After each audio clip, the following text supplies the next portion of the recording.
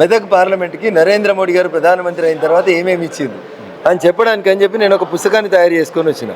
వారు మొదట ప్రస్తావించింది దుబ్బాక గురించే కాబట్టి దుబ్బాక నియోజకవర్గానికి నరేంద్ర మోడీ గారి నాయకత్వంలో ఏమేమి వచ్చినాయి అనేది మొదట స్టార్ట్ చేసి తీసుకొచ్చినాం. ఇవి ఒక దుబ్బాకే కాదు, రేవంత్ రెడ్డి గారికి అర్థం చేసుకోవాల్సింది ఏంటంటే కొడంగల్ కూడా ఇవి ఇచ్చినామన్న.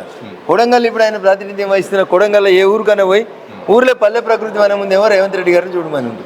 దానికి 4,23,103 రూపాయలు ఇచ్చినాం. వాళ్ళూరులో కూడా ఆయన చూస్తే కనబడుతుంది వైకుంఠ ధామం ఉంటుంది. 11,13,701 రూపాయలు వైకుంఠ ధామానికి ఇచ్చినామన్న. వారు వెళ్ళి చూస్తే ప్రతి గ్రామ పంచాయతీలో 2,50,000 పెట్టి ఒక డంప్ యార్డ్ కట్టిన కనబడుతుంది అన్న. వారే వెళ్ళి చూస్తే వాళ్ళ ఊరిలో రైతు వేదిక ఉంటుంది అన్న, రేవంత్ రెడ్డి గారు వాళ్ళ ఊర్లో. దానికి 10 లక్షలు ఇచ్చిండన్న నరేంద్ర మోడీ గారు.